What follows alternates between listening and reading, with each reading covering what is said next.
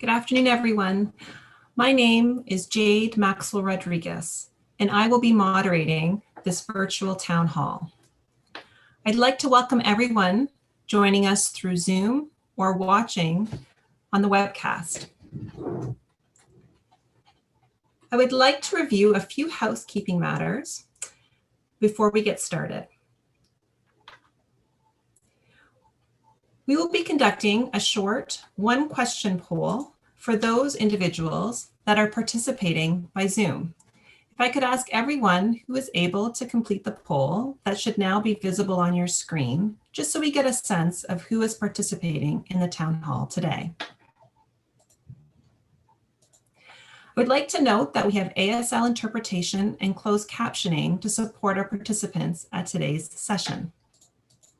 We are also joined by a number of students from Glendon's Master's Program in Conference Interpretation, who will be using today's session as an experiential education opportunity.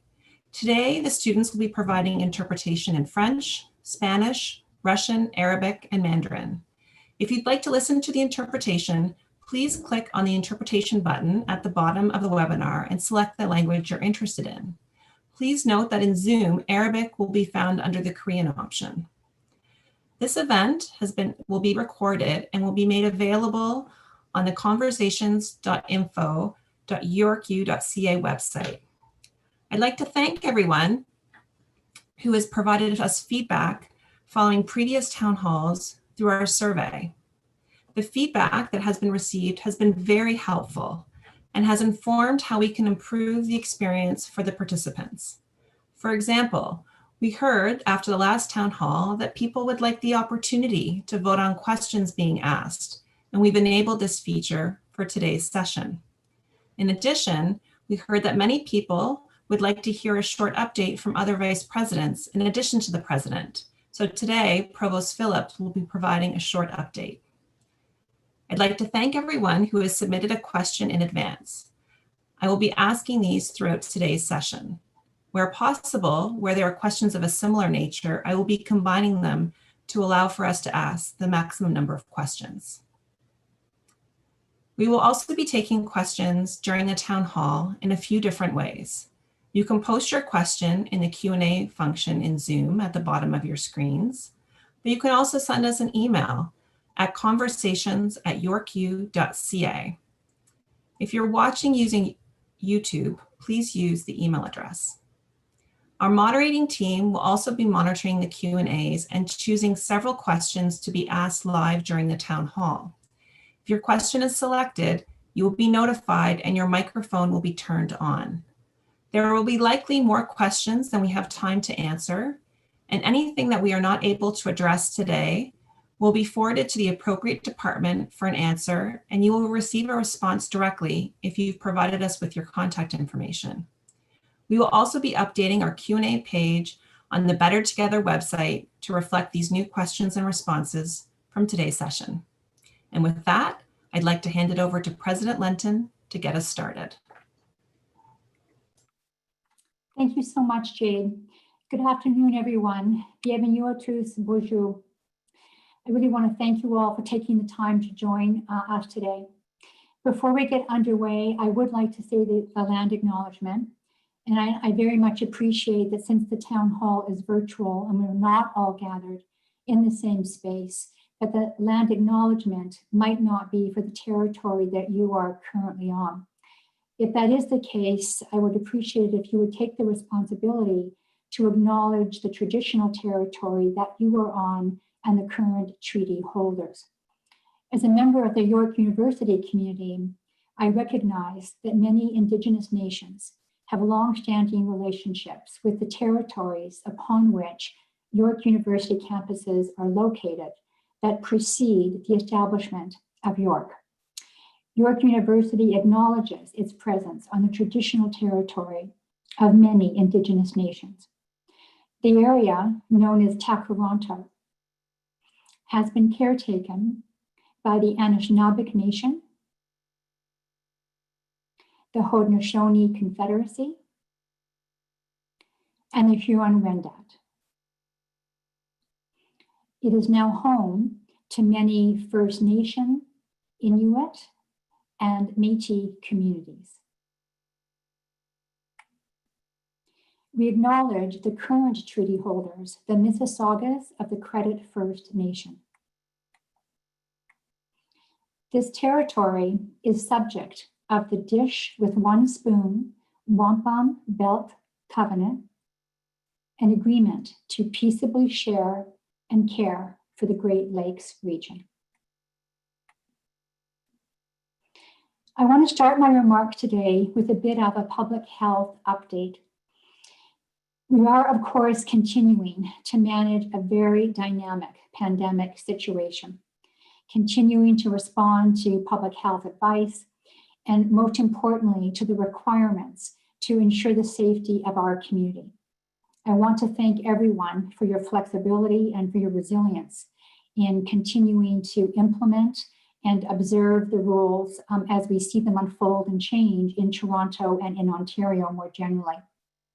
As you know, 2 weeks ago, the Government of Ontario introduced new public health measures to try to control the uptick that we have been seeing in cases.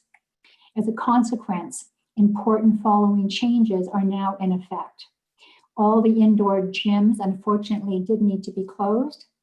All the seating in the dining halls and other food service outlets had to be closed, but of course, takeout remains open. All social gatherings and organized public events are now limited to a maximum of 10 people indoors and 25 people outdoors, where physical distancing can be maintained. In-person labs and approved activities already observe those limits. Face coverings that cover the mouth and the nose and chin completely are now required indoors, regardless of physical distancing guidelines. With the current rise in COVID cases and the regional return to a modified stage 2 status, parking will continue to remain complimentary for those that are approved to be on campus until further notice.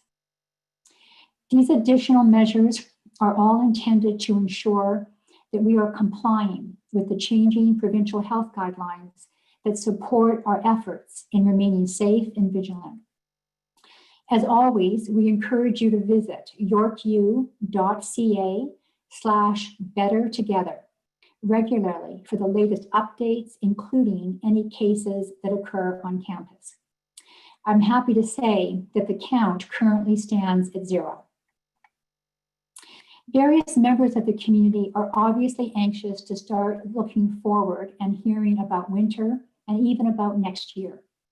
I think most people know that the university had previously indicated that we would be continuing with basically the same plan this winter as we have for fall, where the majority of our courses will be offered online, with the exception of a small number of courses that cannot adequately achieve the student learning outcomes without some type of in-person instruction. Those courses have been clearly marked so that students know if there's any required mandatory in-person component.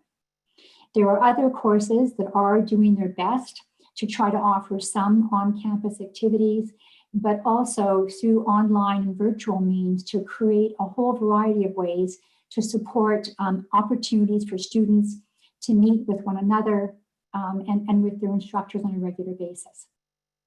We are looking forward now to planning 21-22. We know that people are eager to return to in-person instruction, and we are committed to coming back as soon as it is safe to do so. We do expect that by the fall of 2021, we will be able to move largely back to in-person instruction. However, there will always be it's a volatile situation with some level of uncertainty. There may well be community members or students who need some types of accommodation, even beyond the September of 21. And I would say that if we look back historically, there has always been something that we have learned from every pandemic situation. And there is something to learn from COVID-19 as well.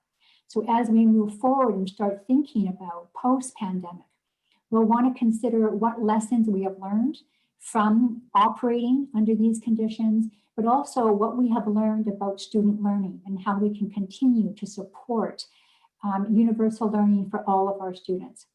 Please rest assured that we will continue to be guided by Toronto Public Health and the government in all cases, and we will put the safety and well-being of our community first. I know that people are always eager to get urgent answers to urgent questions, but I wanted to take a moment that at this time of year, we would normally be talking about our progress that we have made from the previous year. And at the beginning of this week, we launched the annual report entitled Creating Positive Change. And the report tells the story of our community's really inspirational response to the challenges that have been created by the COVID-19 pandemic, and how we have joined together to continue to drive the positive change that we had been experiencing before the onset of the pandemic, the significant progress that we have made on our shared priorities and objectives. This year, York also concluded our 10-year plan that was laid out in our white paper, Building a More Engaged University, as well as completing the previous University Academic Plan 2015-2020. Our deeply rooted planning culture has positioned us to deepen the identity that we have as a comprehensive university that's expanding our commitment to educating local and international students from a broad cross-section of society. We are also at an exciting time, which is the beginning of our new 5-year university academic plan, Building a Better Future. And the report, the annual report, profiles the current projects and accomplishments, and more importantly, how those projects and accomplishments provide a foundation for us to move forward with the new plan's 6 priority areas and the invitation to even further our impact on the UN 17 Sustainable Development Goals. This is York's first ever web-based annual report. And in creating it, we wanted it to be more than just a reflection of those past milestones and achievements. So whether or not you are a student, a faculty member, a staff member, an alumnus, a partner, or some combination of those, you will see how the work that you do with your faculty, in your faculty or your division or your unit fits into our larger mission and vision, and how it is helping us to propel to the forefront York University in terms of national and international higher education. So I'm going to encourage everyone to please take the time to explore the report at yorku.ca/President's Report 2020. But for now, we would like to share with you a very short video just to share with you some highlights.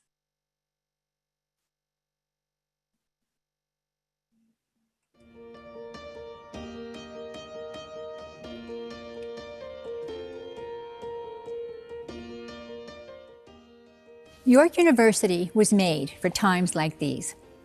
We are a leading international research and teaching university and a force for driving positive change. I'm incredibly proud of the way in which the entire York University community came together over this past year to overcome challenges and to embrace new opportunities. Here are just a few examples.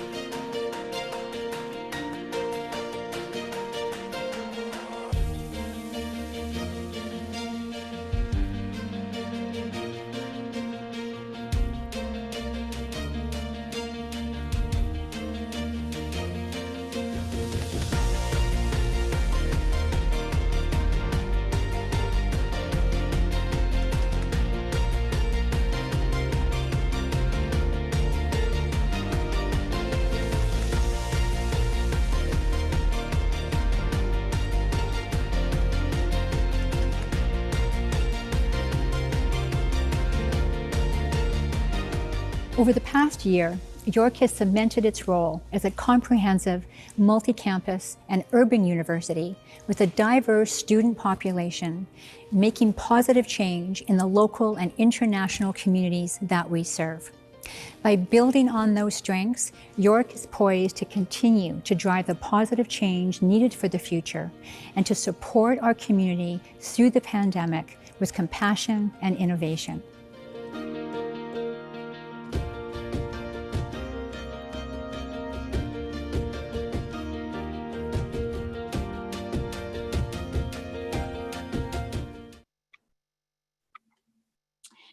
So again, I do hope that you'll go and check out the full report. And I just want to finish off my remarks by talking briefly about the United Way campaign. Each year, the York community has come together to support the United Way Greater Toronto. And as we know, it's an organization that partners with 280 local agencies to support those with housing, literacy, food, or other social health and legal needs. In line with the university's own mission, the United Way of Greater Toronto leverages research and policy insights to help meet immediate needs and tackle systemic issues. It has been a tremendously challenging year, and many in the GTA and beyond are struggling due to pandemic-related challenges. This year's York Cares United Way campaign will run from November 2nd to December 2nd.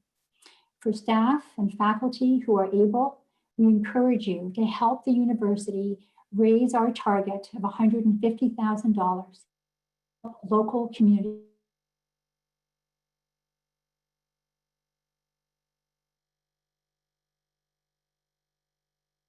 beginning November 2nd. In the meantime, any questions you have can be sent to yucares@yorku.ca. I want to thank you for the generosity that many of you have shown towards this campaign over the past number of years.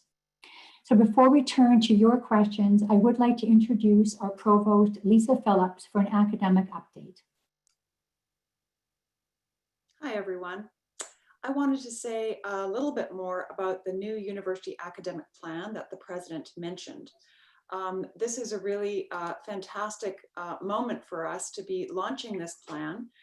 And work is underway really across the university now to identify specific actions and initiatives that people will be undertaking in many units to move forward towards these priorities and to identify how we would like to see the university look different 5 years from now. So this is a graphic that you will see often if you haven't seen it already. It captures the 6 priority areas that the plan identifies as the key areas that we need to move forward on over the next 5 years.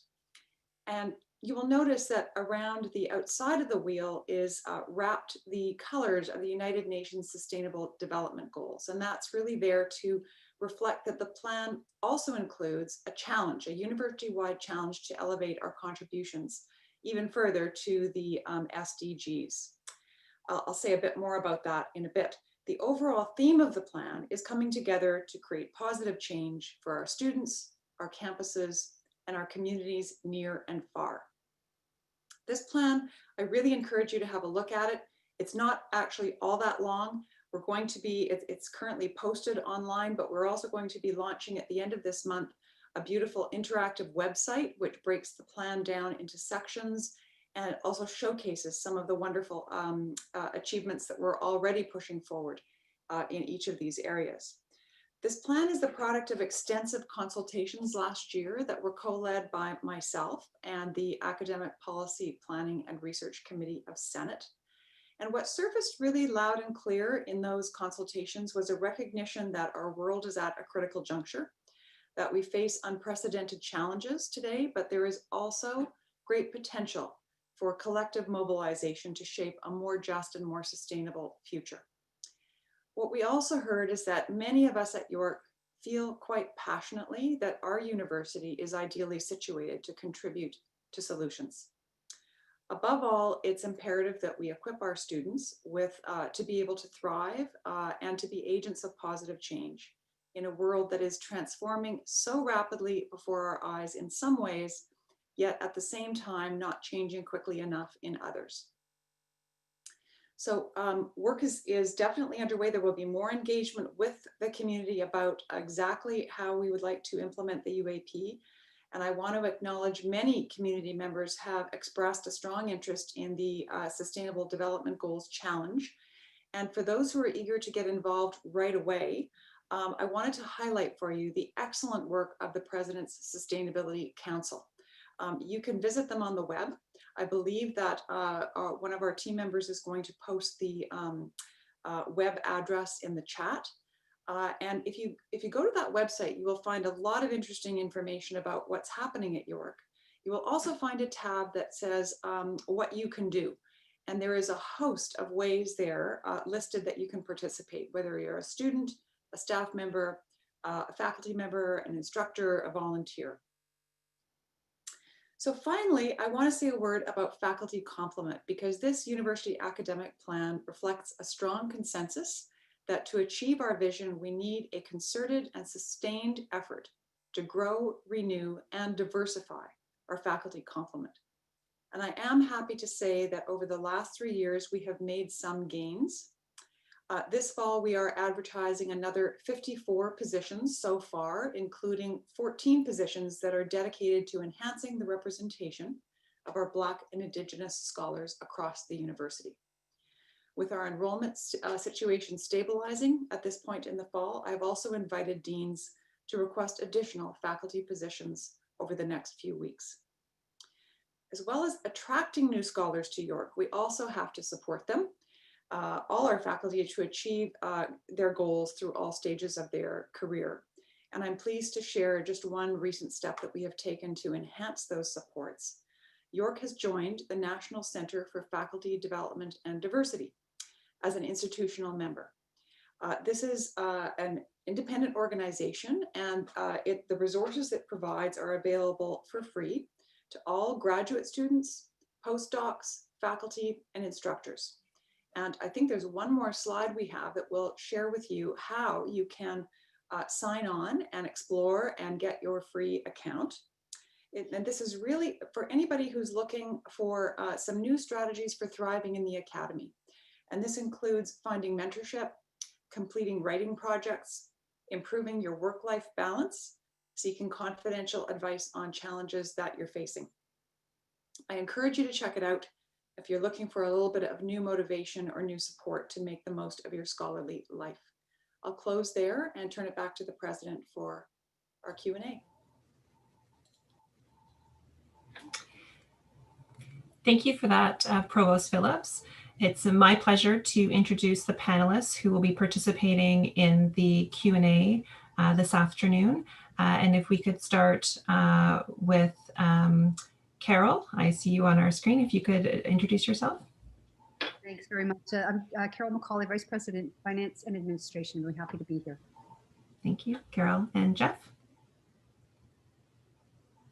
Hello, everyone. I'm Jeff O'Hagan, Vice President, Advancement, and it's a pleasure to be here with all of you today. Thank you, Jeff. And Amir? Good afternoon, everyone. My name is Amir Asif, Vice President, Research and Innovation. Pleasure to be with you today. And last but not least, Darren. Good afternoon, everybody. My name is Darren Fernandez, and I'm the University Registrar. Thank you all. As I mentioned in my earlier remarks, we have enabled a feature that will allow webinar participants to click on the Q&A button. From there, you will be able to see submitted questions that have come in since the beginning of the town hall this afternoon. When it's open, you can either click that you like them, and that will just indicate to me that there's a number of people who would like to see an answer to that question, but you're also able to add your own questions to the list. And with that, I'd like to start with the first question that came to us from email. This came from a student, Sana, and the question is, what is the plan for winter 2020 for students who are currently following courses remotely from abroad? Is it necessary to be on campus for the winter, or can we continue to study online and remotely? Yes, absolutely. We announced early because we understood that students would need to know the answers, as well as faculty, that we would maintain throughout fall and winter the same plan that the majority of our courses would be offered online.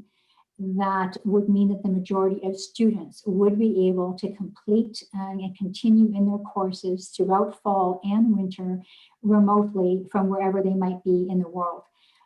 As was true in the fall, there are about 70 courses where it was deemed that some type of in-person activity was really required in order for the student learning outcomes of the course to be completed. And we've posted, I'm going to turn it over to the provost to be clear on exactly how we know which of those courses require in-person activities. Sure.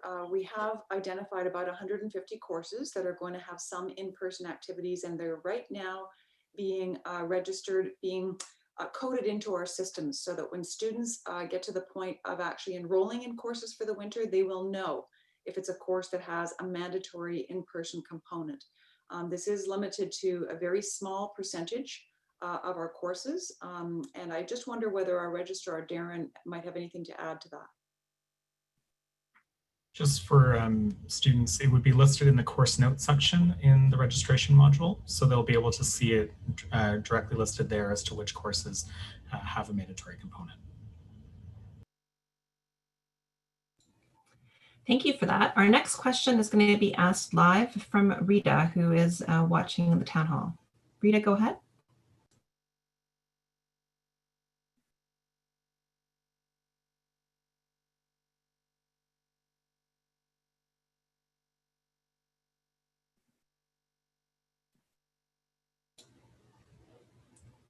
I think we're just having a technical difficulty with Rita's sound, so we'll get back to Rita in a moment. But in the meantime, we have lots of questions coming in, so I will jump to the next question, which is about brand. So it's coming to us from a staff member, and let me just.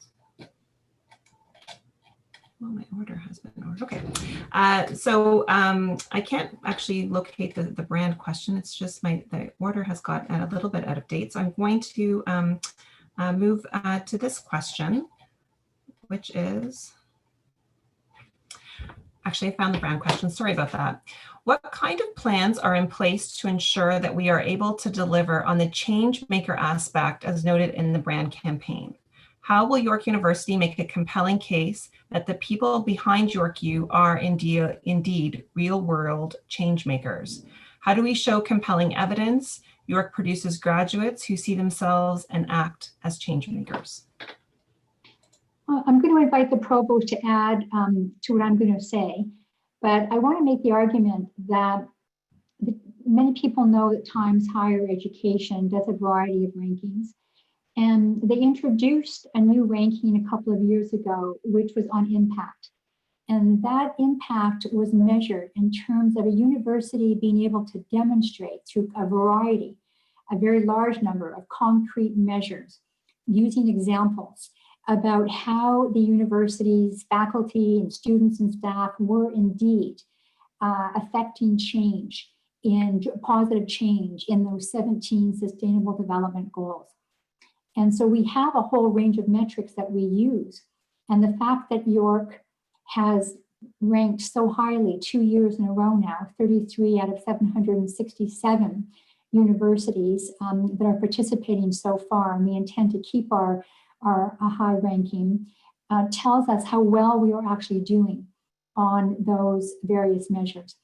I think there are other things that the university can do in terms of helping our students articulate the ways in which they are demonstrating their own impact through their program, through their co-curricular activities, through their extracurricular activities. But I'm going to invite the provost to add her remarks as well. Yeah, thank you, Rhonda. I think that the interactive website that we are going to be launching towards the end of this month is going to provide a new exciting vehicle to share some of those stories internally as well as with our external audiences. I actually think we are getting better and better through our wonderful online York University magazine, through regular Wi-Fi stories and news releases, and a lot of media coverage that has picked up about some of the amazing things that our students are doing. And this new website will allow us to kind of catalog as we go, as people engage with their work at the university, some of in particular, the ways that students are doing very impactful work.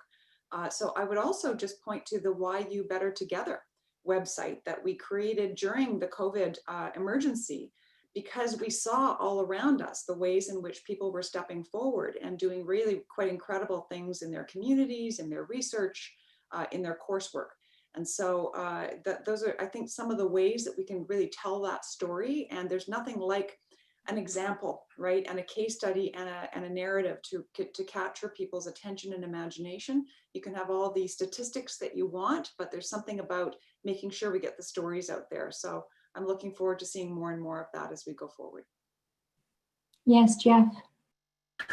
If I could just add to that, I think those are great examples, and there's two quick things that I would add. And one is that as we're doing our planning work with our integrated resource planning and other work, I think that each of the divisions is also working to ensure that we're using our brand and are thinking about being change makers to guide our decision making as we do that. And I think that's a commitment that the university really has as a whole. But the other thing that I would point out is that in addition to Why You Better Together and the highlights that we're doing around staff, faculty, and students that are making a difference, if you also look at our alumni and friends page and some of the work that we're doing with our alumni, you'll see that we're spending significant time promoting and highlighting our graduates, our alumni, and the work that they're doing, the change that they're making in the world as well. And I would encourage all of our alumni, all of our students and friends to let us know about the great work that they're doing, because it is something that we should be highlighting. I think Amir wanted to get a word in on there too. Yeah, most certainly, Rhonda, thank you. If I may, I would like to add the outstanding work of our researchers, whether they are faculty members, students, postdoctoral fellows, just to provide you one, and not only highlighting them on our website, but showcasing them at all available opportunities. So just to give you an example, one of our researcher, Mike Daly from the Salt School of Engineering, his remarkable contribution to the NASA expedition that you may have read in the news. It's an expedition called OSIRIS Rex. It's an expedition landing on an asteroid called Bennu. So essentially, remarkable works like this, we have got so many world-renowned researchers and the kind of impactful work that they are doing for not only for this community but throughout the world. And I can talk for minutes on that. So highlighting that work and bringing to the attention of everyone to the society, I think will help in this cause. I know we've taken a long time to answer this question, but I just want to acknowledge that there's always more that we need to do in really living up to our commitment on our brand of driving positive change. And it won't happen unless every single division across the university, every faculty, every department takes up, the UAP is a wonderful invitation to take up the ways in which we can continue to drive positive change. And if in the cyclical program review, for example, of every program, if it included student learning outcomes that talked about how we are encouraging our students to take up issues such as the Sustainable Development Goals in projects and capstone courses. This is how each student and of course every faculty member, and staff member, this is how we're able to actually talk about the contributions that we are making. We've seen with the anti-Black racism work that we've been developing now, when we see that there's a gap, when we see that there's an urgency in our community, if York is going to live up to its vision and its brand, then we have to take the action that's necessary. We have to do the consultation, look where the gaps are, and demonstrate the kind of leadership that in driving positive change that's necessary. And I hope that people are seeing that our community is taking on those challenges. Thank you for that, President Lenton. Our next question will be coming live from Rita. So I think we've resolved the sound issue. Rita, go ahead. Thank you. Can you hear me? We can. We can. Thank you, everyone. My question is as follows. What are the most prevalent thoughts right now on shifting to working at home post-COVID? And how is this determination made and who would be making this? Thank you.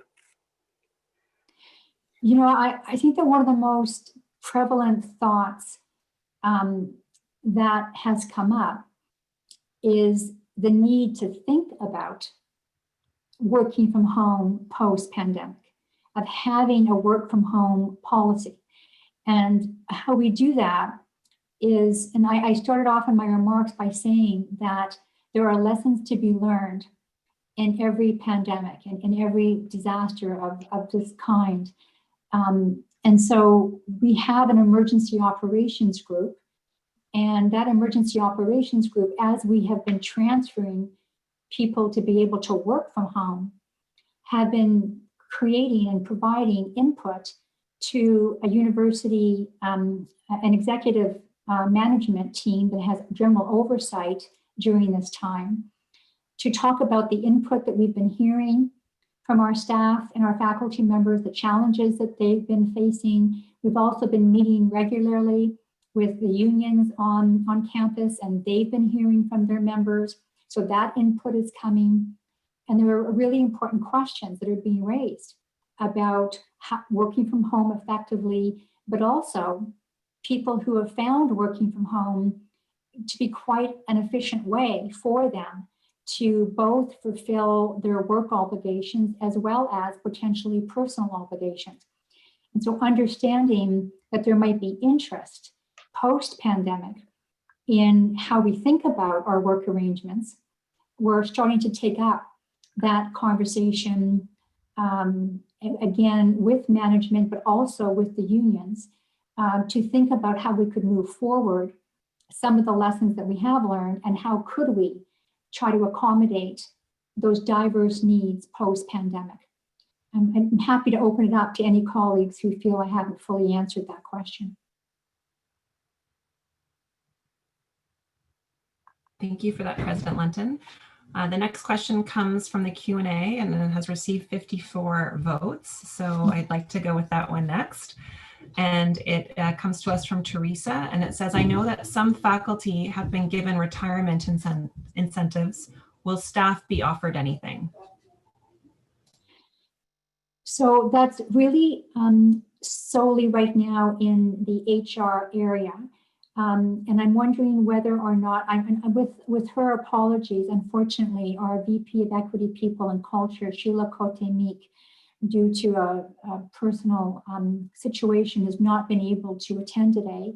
I don't know whether or not Dan Bradshaw or Carol are available to maybe, Carol, turn it over to you. Sure. We've been, and I'm very appreciative of this, been able to work with many of our union leaders and leaders or managers in our non-union areas, particularly with CPM, to talk about how we're managing through this pandemic time and what we might need to do post-pandemic. And I want to express our thanks for the flexibility that union leadership and non-union leaders have shown during that time. Part of that, of course, as we were talking about flexibility, not only now, but for the future, is what are some of the things that are of interest to our staff? And the question of opportunities for voluntary early exit program has certainly come up. And therefore, working with those leaders, both in union and non-union, we've been talking about developing a program and making sure that it actually is one that would meet the needs of the people who may be interested. So I expect that we'll continue those conversations. That's not the only area of interest that has been expressed, but in the coming weeks, I would expect that we'll have deeper conversations with union leadership and with our CPM colleagues to talk about just the types of the attributes of a program that would be an early retirement or early exit program, as well as other mobility programs for people as we work together to be as flexible as we can, both during COVID and post-COVID, apropos of the question earlier about flexible work after return to campus. So it's in the works, and again, working with leaders, particularly in our unionized staff and CPM groups. Thank you for that, VP Macaulay. I have two questions from the Q&A chat that I'm going to combine together, and it's really about the summer term. And so would it be possible to address the 3 summer terms, SU, S1, S2, as there was really only reference to the fall term in the opening remarks with any clear direction, as well as staff are wondering about if there's a chance to be able to return back to work, I'm assuming in person, for the summer term. So let me start off by saying that the summer term may be one of the most potentially volatile times, because it's so close to current speculation about potential vaccine. And so if people are currently suggesting that a vaccine might be widely available, so that by widely available, that would mean beyond those in most urgent need, those who are frontline healthcare workers. And if that were to be available in the beginning of spring, for example, there might be some greater opportunity to have more of a hybrid model in the summer. It's just that there's a great deal of volatility right now. I mean, as you see, we're currently facing an uptick, some referring to, a second wave of the pandemic. And if we don't have, broad vaccination available, before we're already into I always forget what the terms are called, S1, SU, and S2, I think there's a very high likelihood that we would have to keep a fairly high number of online courses into the summer. But let me really emphasize that we know that people are anxious, many people are anxious to return to campuses, to have greater in-person activities. And so if it were safe to do so, and working with Toronto Public Health, and if there was vaccinations earlier than expected, for example, we could contemplate seeing more of a hybrid model that would be coming into summer. But I think it's also important for us to know that there may be a significantly large number of students. There may also be a significantly large number of faculty members who, for a variety of reasons, potentially who have personal health risks, who may not feel comfortable yet in returning at a time when currently it's expected to be a fairly still uncertain time, a fairly volatile time. So we're going to need to maintain flexibility for summer. And I would, I'm not, I can't see into the future, but I think that without widespread vaccination, that we have to assume there's going to be a fairly high level still of online instruction, with potentially, as we move into summer, some greater in-person instruction possible. I don't know if the provost wants to correct what I just said, but that's my understanding of where I think we are. No correction at all, but just maybe a bit more context. Summer, of course, is a fairly big enrollment term at York, but not nearly as big as our fall or our winter. So in some ways, there is the possibility of allowing for more in-person instruction. We're accommodating for the winter term probably about twice as much as we did in the fall on campus, as we learn how to set up facilities and how to organize safely those on-campus activities. And so we may find that there is some additional possible. However, I understand that even when we're not having a pandemic, apparently online courses are a lot more popular in the summer than in the fall or winter. And so we are already set up to offer quite a bit online in the summer. And I would absolutely agree with the president that we are going to need to maintain online options and alternative access, remote access through the summer, whatever additional on-campus activities we're able to add. So I do hear the need for some guidance and some direction because, of course, instructors need to plan their courses and how they will be teaching in the summer. So trust that we are planning, and we'll get back to you with more clear guidance in the very near future. And I'm just wondering again, whether Darren, you might have anything to add to that. I would like to say, sorry, Darren, did you have something you wanted to add? No, nothing for me to add. All right, I do want to just say from the staff point of view and the faculty point of view, there has been already over this past period of time and fall, a lot of interest on the part of faculty members and staff who wanted to have greater access to campus, our campuses, some who preferred to start returning to on-campus work arrangements. And again, you know, for fall, winter, I think we're in a very similar pattern for winter as we're seeing for fall, but some of you will know that before we started getting into the second wave of the pandemic, that we were already starting to look at what are the opportunities for gradually reopening the campuses, because when it's safe to do so, we do want to have those plans in place. And so we were able, for example, by faculty members writing in to say, look, I really need access to my office to get materials out or to be able to deliver a course, or students who say, I really need to book a space.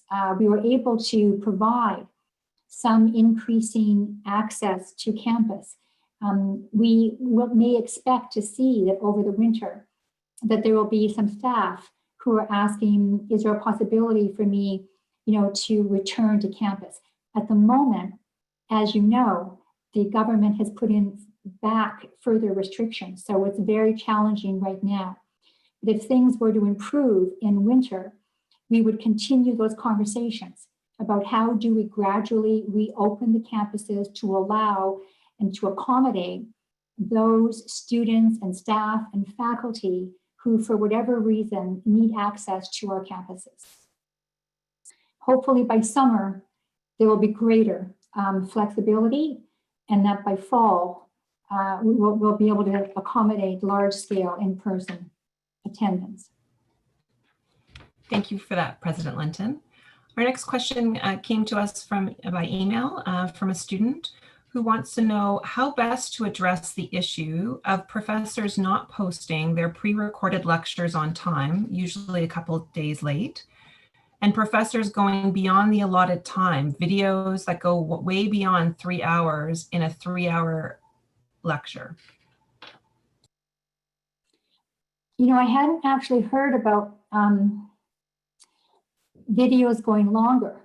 I had heard from some faculty members that their videos were shorter because without the Q&A that takes place, which you typically will extend a lecture, the lectures were actually were shorter. Look, we've been talking about doing another town hall just for students. And I think it's really important for us to hear from students.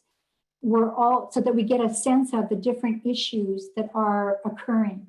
We're also talking about continuing with a survey of our students in November, I think would be the ideal time perhaps, so that we could get more information from students about what is going well, but also what hasn't been going so well, so that we could try to work with deans and then work with colleagues about improvements that need to be made for winter. But I appreciate that's not helping those of you who are in the midst of it right now. So all I can suggest is that I would ask the provost to take this back to the dean's table, have the conversation, and then reach out directly to our colleagues to say that these concerns have been raised. And you know, a lecture is supposed to be a 3-hour lecture, and see what we can do more immediately. I don't know if the provost wants to add something. I do just want to acknowledge the efforts that faculty are making, and there is a lot of learning going on right now about how to successfully shift your pedagogy to a remote delivery form. And so we really appreciate the patience that everyone is showing with each other as we all learn how to do this better. And certainly there's still some room for improvement. I think it is going to be really important to get the specific student feedback about things that really are a barrier to learning and to organizing your time, so that we can let faculty know who might it may not even occur to a faculty member that this is a real problem for learning. A faculty member, I can imagine, might be interested in making the highest quality possible lecture that they can, and to put the time into that, may not realize that actually students are setting themselves a schedule to be able to keep up. And so even though it's asynchronous learning for that particular component. So this is all really good feedback, and we welcome it, and we'll definitely make sure that that gets out through the deans to colleagues. So thank you for raising that. Thank you, Provost Phillips.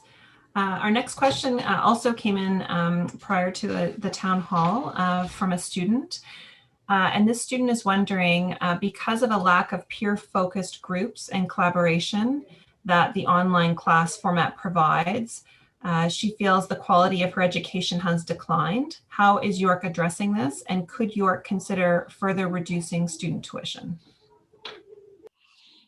You know, the challenge is that, and again, I want to go back to what the provost just said about continual improvement as we go along. You know, the amount of time that our colleagues have had to completely rethink how they actually deliver a course is a very short period of time. You know, this, especially in finishing the winter term, but even in mounting the summer and the fall.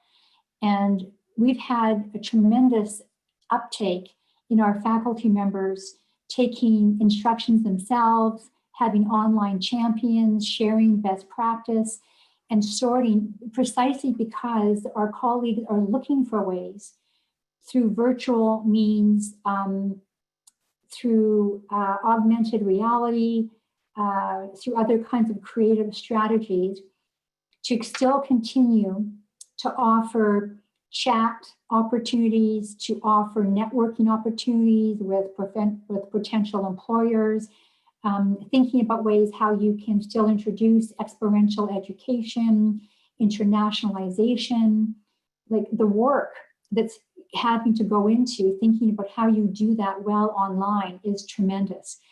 At the end of the day, our colleagues are ensuring that our students still have the same student learning outcomes that are that meet the academic integrity of the course.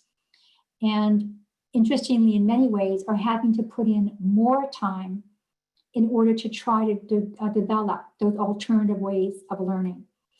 The learning experience may not be exactly the same. And I think that we need to appreciate that the learning might look a bit different, but it's not the case that somehow the student learning experience is of a lesser quality or can be delivered any more efficiently than it is now. And so what we have done is to try to look at all of the ancillary fees that are associated with utilizing the campus, try to reduce those where it's appropriate to do so. We did provide a special bursary or scholarship to offset the international increase in tuition. The domestic tuition obviously was reduced by 10% in 1920, and it was frozen in 2021. So there's been not the typical increase that you would see in tuition. And we also set up an enhanced student bursary support relief program for students who were getting into financial difficulty or who had unexpected costs associated with having to travel unexpectedly. So we are trying our best to balance responding to student need, but at the same time, making sure that we're not reducing the funds that are absolutely necessary to invest in the kinds of new ways of pedagogical innovation that are going to ensure that we're retaining our commitment to the high quality of education that we want to deliver for our students. Thank you, President Lenton. Our next question will be asked live. Karen, go ahead. Hi, I had a question regarding if pass-fail will be offered the same way it was for the past summer in the summer courses. Lisa, could you take that? Sure, and Darren may wish to add, there are no plans currently to introduce that kind of option for later terms. That was a pretty unique situation in the winter where practically overnight we shifted everything to remote learning, and many students were leaving residence, had other kinds of turmoil in their lives, with schools not returning, for if they have children, with job situations, family situations that people were navigating. And so we felt that in fairness, students should have the ability, if they wish, to take a pass, rather than a grade that might not reflect their actual knowledge and learning in the course, just because of the circumstances. But it's actually not ideal to have a lot of sort of pass or, dropped courses on your transcript, frankly. If you're thinking about, in the future, possibly returning for graduate school, possibly a professional school application, even just simply your academic record, for someone not to be able to have a look at all the ways in which you achieved through your university degree starts to become, in the short term, it might feel attractive, but we do worry about the longer term implications of that. And so, Darren, is there something that you'd like to add to that? I think you've covered it, Lisa. Okay, our next question was submitted prior to the town hall, comes to us from a staff member who asked the following question. According to the World Health Organization, ventilation is an important factor in preventing the virus that causes COVID-19 from spreading indoors. What is York doing with regards to ventilation in the areas where people are required to work? I'm particularly interested in workspaces because we are in areas for a full day compared to a maximum of a few hours for a class. Carol? Sure. Thanks very much for the question, and thank you for facility services staff for getting me a good briefing about that. So there's a few things that we're doing specifically. We're running our air handling units longer in buildings that have become reoccupied. They're running 24/7. And we've also overridden normal settings to bring in more fresh air into buildings. Now, of course, that could become a bit of a problem during deep freeze weather, so we'll have to monitor that. But at this point, the normal settings about ventilation, how much fresh air versus recirculated air have been overridden, and so there's much more fresh air coming into buildings. In addition, we're adding specific filters, MERV 13 filters, which is a higher quality filter for better filtration of particulates. So all of that, all of those initiatives are contributing to improving or enhancing the ventilation in the buildings that have been reoccupied, and indeed will continue to monitor air quality. Thank you for that, VP McCauley. Our next question comes from the Q&A. Some of the professors are treating students harshly with regards to fairness and integrity standards. What is the senior administration doing about that?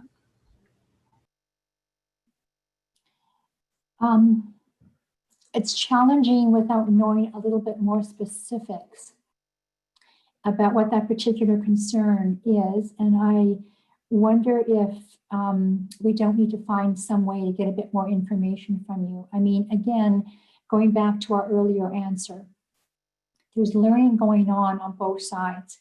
This is, we're in a period of transition as colleagues sort out how they are moving their courses to this online remote ways of instruction. But your question does concern me, and I'm just wondering if we could find a way to take this offline and to get a bit more details, because obviously fairness to students is one of the main principles that is embedded in our Senate documents.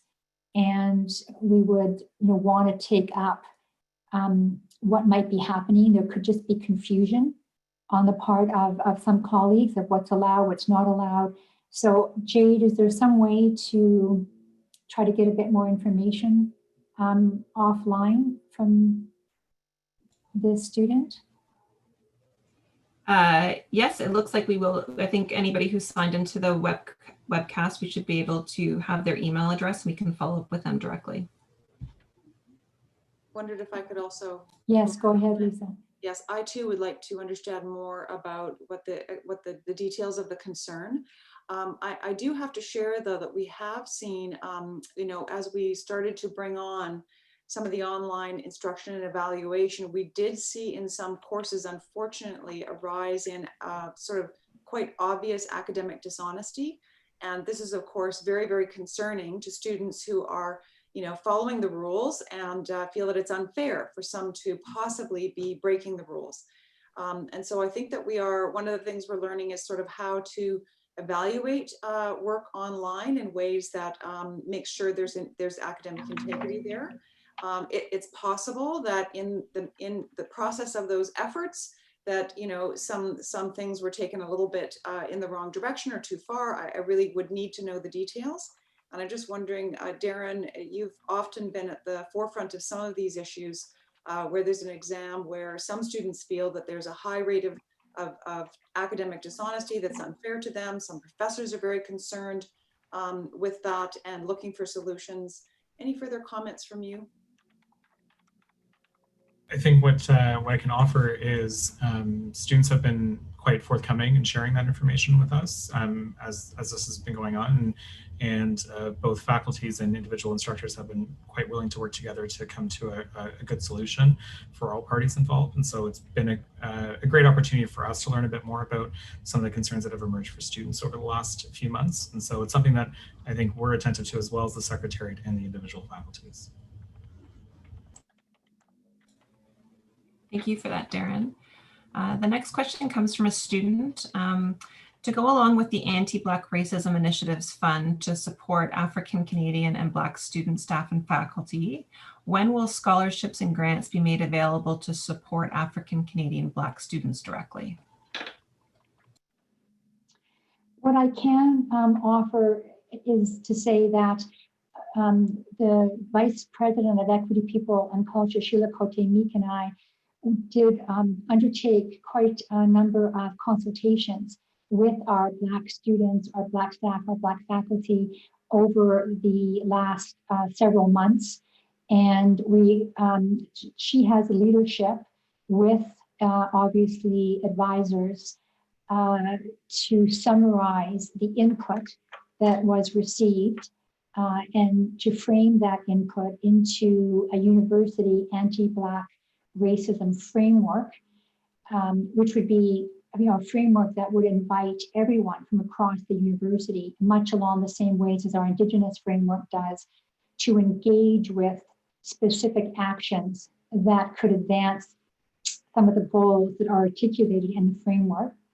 But in addition, they've started work, her division has started work as well on an action plan so that there would be very kind of concrete proposed actions that reflect what was heard during those consultations, and that there would be a review annually on the progress that was made with that action plan. We've currently just rescheduled now the follow-up meetings with all of the groups that we had consulted with, and to share with them the action plan, the anti-Black racism framework document, to make sure that we got that right, and then to start talking about some of the proposed actions.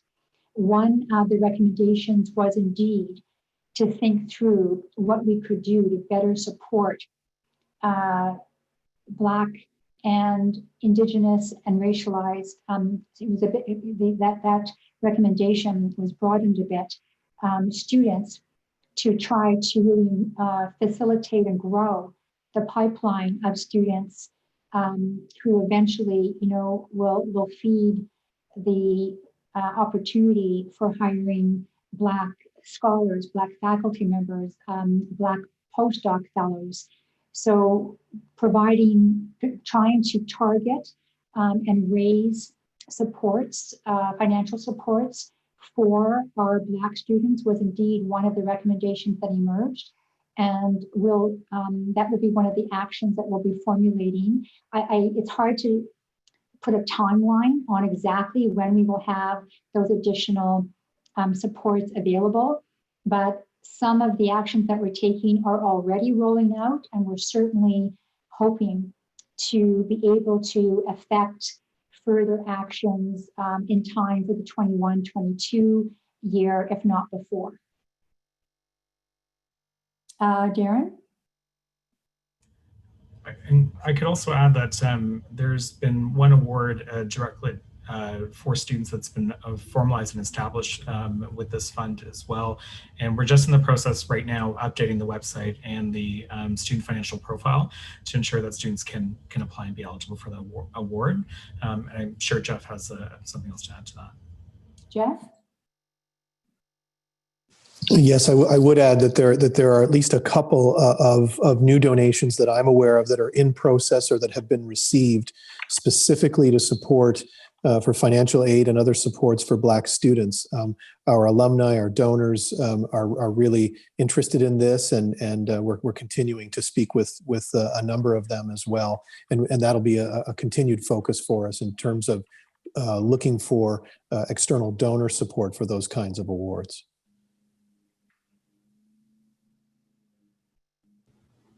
Thank you, Jeff. Our next question comes from a staff member.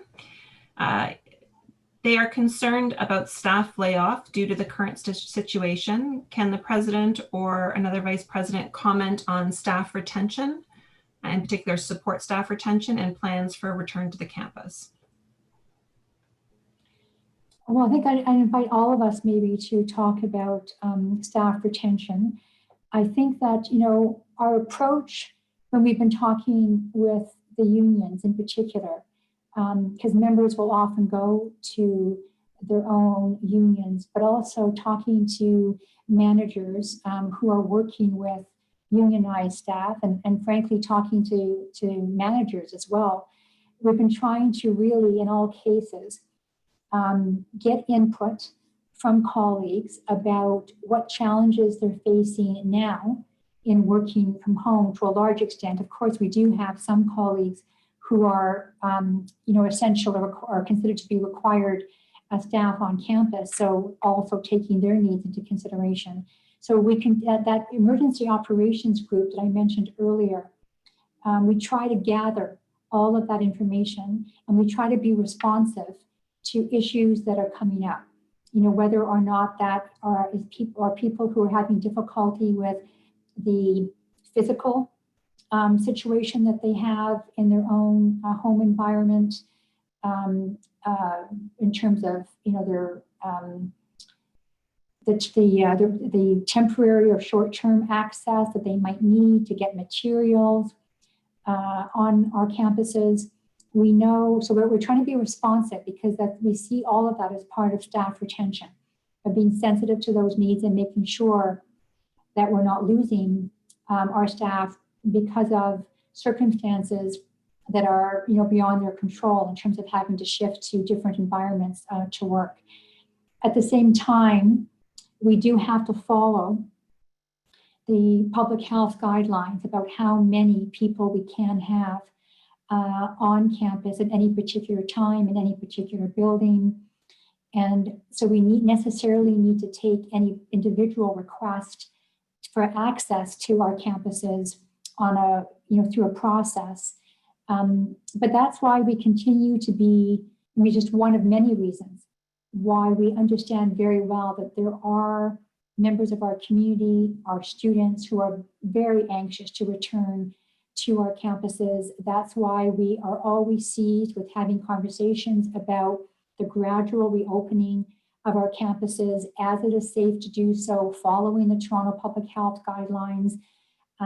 With the uptick in cases at the moment, it's going to be challenging to move forward that gradual reopening, but hopefully, as we did in the first wave, that the province will get control of the cases and we'll be able to resume that plans for gradual reopening and be able to be responsive to perhaps more urgent individual needs in order to meet personal circumstances or work-related circumstances while we plan the broader reopening of our campuses.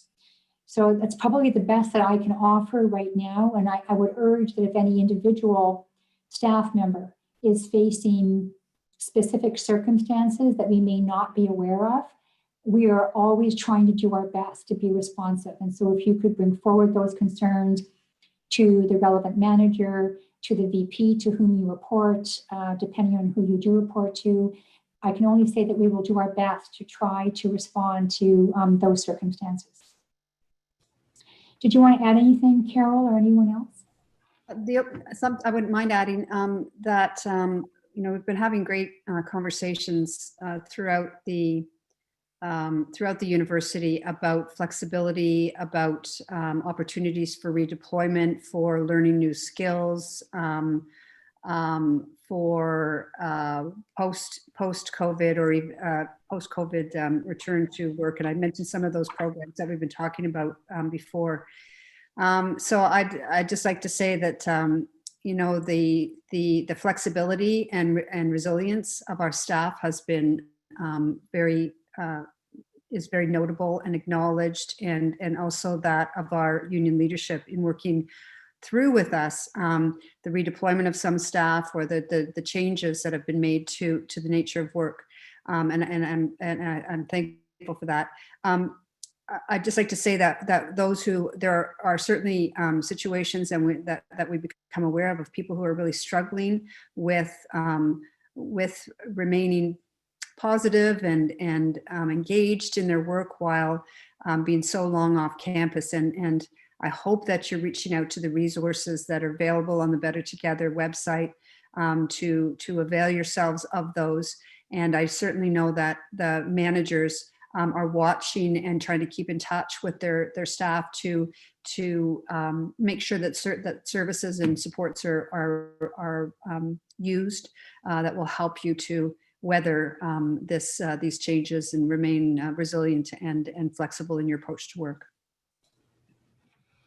Thank you for that, VP McCauley. Our next question comes from the Q&A. As York is now accepting international students as we are on the designated institutional list to enter Canada, do we know when domestic students would be allowed to travel abroad for exchange programs? And I think we would all just love to dream about the day when we can travel again soon. Yeah, just this morning, I think, the EU issued a concern about receiving students from Canada. Darren, do you know the exact language of that? I had just heard about that. I haven't had a chance to look it up yet, but I'd heard that they have quite a few concerns about where COVID is tracking right now in Canada. No, I don't have the exact language around that right now. So, I mean, although we can check that and people can go on the internet to find it, but the challenge, of course, is that it's not just up to us.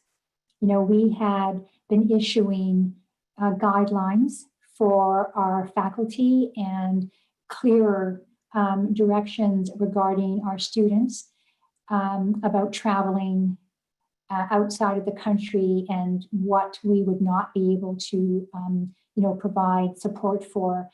But it's not really just up to us. It's also up to other countries and who they are receiving and their own travel restrictions.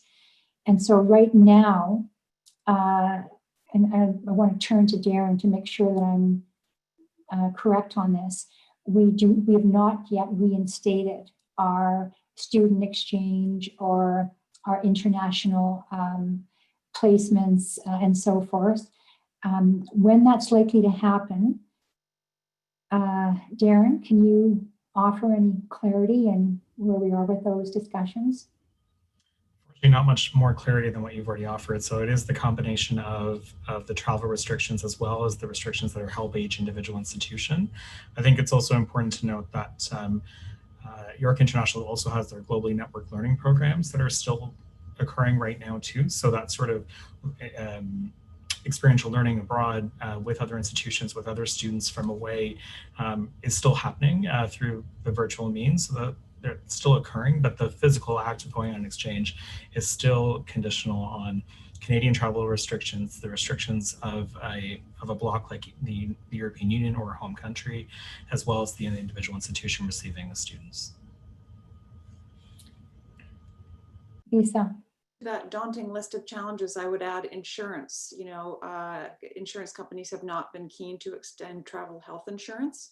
But I understand we are somewhat hopeful that fall 21, again, we're hopeful that there will be quite a lot of changes in how everybody is able to manage the pandemic. And so that would be an aspirational goal at this time, but we are certainly hopeful that we might be able to resume study abroad, at least to certain countries or certain partner institutions in the fall of 2021.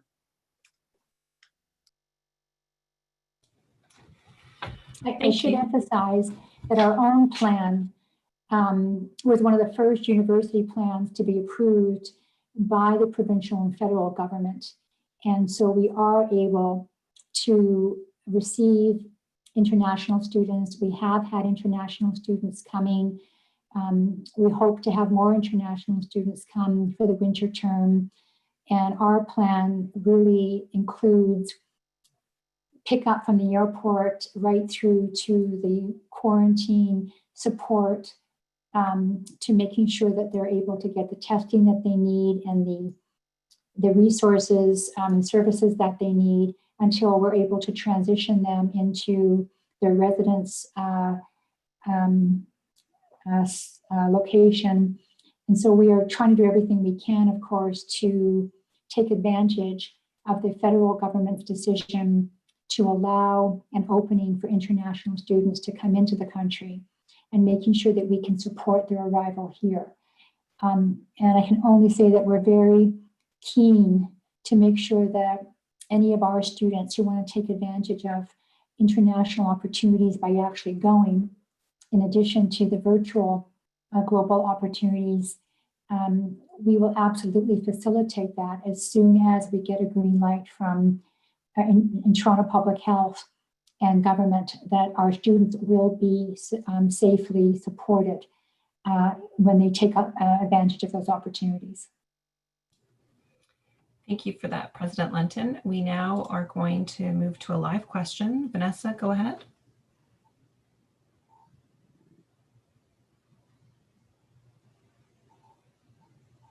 Oh, maybe not. Maybe I will be asking Vanessa's question. Vanessa asks, is there anything that York is doing to help our community with the pandemic?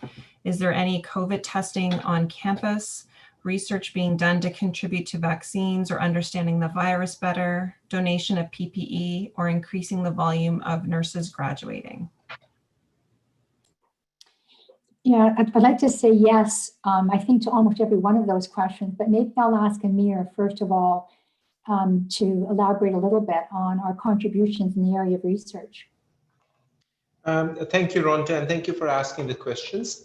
In terms of research, we are involved in a number of COVID-19 research projects, ranging from statistical modeling of how COVID-19 spreads, and that information is actually being used by the province in terms of the measures that they're taking to prevent the spread of COVID-19. Also within engineering, we are focused on how COVID-19 spreads, the virus spreads through air. And there are other projects that are also related to disaster and emergency management. What is the best administrative infrastructure in such cases. So we actually have a range of projects that are actually we are involved in, that our researchers are involved in. Now, in terms of COVID-19 testing, it's not as straightforward. Even if we have the equipment to conduct those kinds of tests, the technicians, the faculty members, the machines themselves need to be certified. And currently, we do not have certification of the machines and as well as the technicians to be able to perform the analysis on the data that has been collected. But what we have done is indeed in the past, we have contributed through a donation of PPE equipment to the province, donation of certain chemicals that are used for COVID-19 to the province as well. So those contributions have been made to the province. We're also part of a committee, which is, I'm also representing York University in Ontario-wide committee, a province-wide committee that is involved in discussions with the province to figure out ways, to identify ways in which the universities can actually contribute to the COVID-19 situation in the province. Does anyone else want to add anything? I only want to say that as a union, sorry, go ahead, Lisa, you go ahead. Oh, thanks. I just wanted to point out that 5 of our faculty members actually recently won provincial awards of excellence from the Premier for their contributions to COVID-19 research, information sharing, strategizing, what is the way that we can find a pathway to recovery. We also have students who are very involved, and I tweeted a while back about a student in our faculty of health who was actually cartooning for public health, who was actually drawing up really wonderful cartoons that show people interacting with virus particles in ways that try to underline the things you need to do to keep yourself safe. So there's just a fabulous ferment of activity going on at York, and I encourage anybody who's interested in tracking these stories to look into the YU Better Together website, where we have a great archive of some of the things people are doing. I also just want to point out that the university is hosting 2 outreach sessions by Toronto Public Health. So there's a student session that's being held on October 27th from 4 to 5:30, and a staff and faculty session on October 29th from 9 to 10:30 a.m. And Helen tells me that invitations have already been sent out to the community. And I'm sure that that information is also on our Better Together website. We have time for one last question. And this question comes to us from a faculty member who says, on several occasions when she has visited the campus, more than half of the people that she saw at York in various buildings were not wearing protective equipment. Although she does note there was many posters hung up and sanitation stations installed across campus, and would like to know what York is doing to mandate the wearing of masks on campus besides the current passive measures. Carol, can you talk at all about the oversight that we have on the buildings to try to determine if people are not adhering to the public safety guidelines?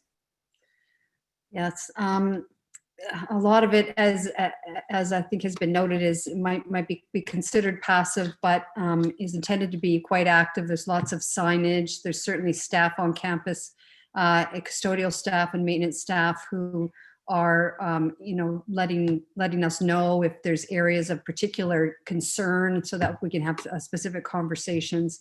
But it really is to take the matter of the community having to influence each other and reminding people that you come across that you'd really appreciate if they would wear their mask and wear it properly, and perhaps point out the signs that are around campus, or the feet that are on the floor that show what physical distancing looks like. It really is a whole community effort. We're certainly not using surveillance cameras or anything like that to monitor, but rather just through word of mouth and community engagement, trying to ensure that we all work together to keep each other safe. I think we probably sort of have to take that up with our Emergency Operations Center group, because although I have no interest in surveilling people, I think that if people are not wearing or not following the guidelines, there does need to be some action that's taken. We've seen evidence, especially you just have to look to the south of us. This is very, very serious. And when people are not voluntarily taking the steps that we need to take, it's incredible that right now we don't have any cases of COVID, but a simple super spreader can undermine all of the actions that we're taking. And so I think that if we have anyone who's not following these guidelines, that, that the question is raised about what is the follow-up there? Do people get to continue to come to campus if they're not following the safety guidelines? So we'll take back the concern. In the meantime, I guess I would just like to impress upon everyone that you never know who in our community might have an underlying health issue, who might be particularly susceptible, and just really ask everyone to voluntarily participate actively in taking the appropriate precautions that have been mandated for the university. Thank you, President Lenton. Well, that concludes our town hall for today. We have posted a survey on our website, conversations.info.yorku.ca.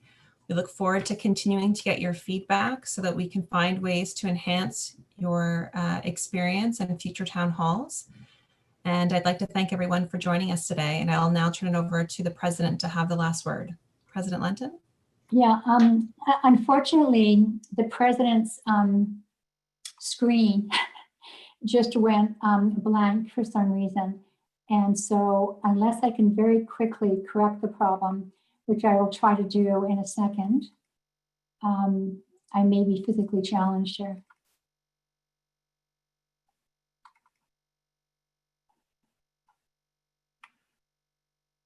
Okay, got it back. I'm sorry. You just never know what's going to happen with Zoom. I keep on reminding myself that nothing's perfect in person either. So look, I just wanted to remind myself, I knew that there was something I wanted to say in closing, and that is that, first of all, there were a lot of excellent questions that we did not get to. And I don't want anyone to feel that we're not wanting to be responsive to your questions. So for those questions that we were not able to get to, we will try to answer them either through the posted Q&A or at a future town hall, because this is a time for us to be as transparent and open as we can.